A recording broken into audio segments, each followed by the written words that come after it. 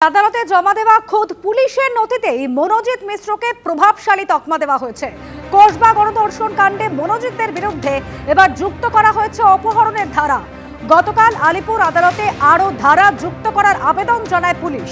আবেদন মঞ্জুর হওয়ায় যুক্ত করা হয় 6টি নতুন ধারা। এর মধ্যে 3টি ধারা জামিন অযোগ্য, আর সব মিলিয়ে কসবা কাণ্ডে মোট 9টি ধারা যুক্ত করা হলো।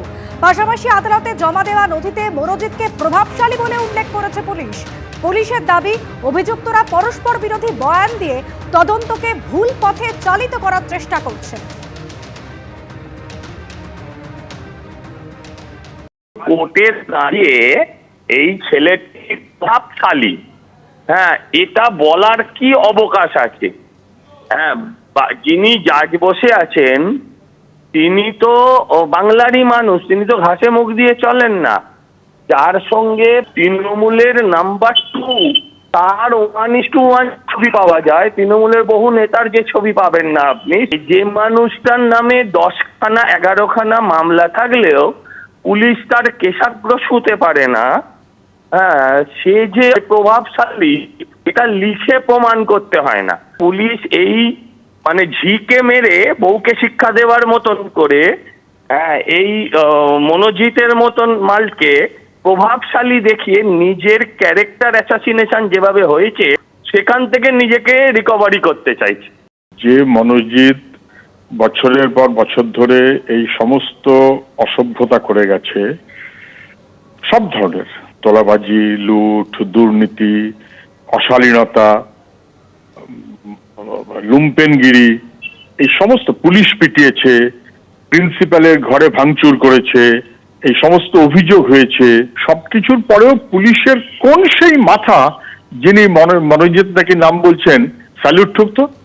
প্রভাবশালী। কিন্তু সেই প্রভাবশালী যে হলো, কোন পুলিশের অফিসার অথবা নেতা অথবা লোক তারা মনোজিৎকে স্যালুট থেকে ছাড় দিয়ে রেখেছিল? কে?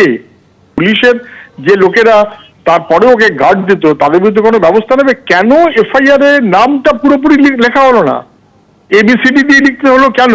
সেটা রেকটিফাই করবে কি? এটা বোঝা যাচ্ছে যে পুলিশ আসলে কিরকম কাজ করছে।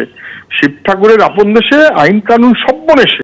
21শে জুলাই উত্তরকন্যা অভিযানের ডাক দিলেন আজকে শুভেন্দু অধিকারী। শিলিগুড়িতে যুব মোর্চার নেতৃত্বে, বিজেপির যুব মোর্চার নেতৃত্বে এই মিছিল হবে।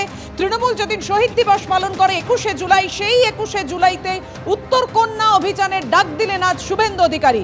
আজ কসবা অভিযান ছিল শুভেন্দু অধিকারীর নেতৃত্বে। সেখানেই কসবা ল কলেজের সামনে সভা করেন শুভেন্দু অধিকারী মিছিল শেষে, এবং সেখান থেকেই উত্তরকন্যা অভিযানের ডাক দিলেন রাজ্যের বিরোধী দলনেতা শুভেন্দু অধিকারী। সেই সঙ্গে 9ই আগস্ট অভয়া ধর্ষণ খুনের বিচার চেয়ে নবান্ন অভিযানের ডাকও দিয়েছেন তিনি।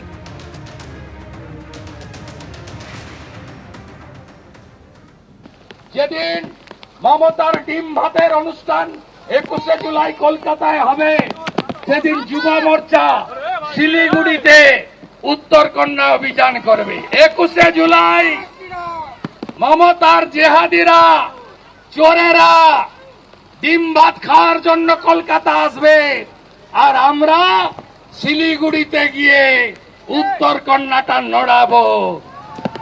রাজি আছেন?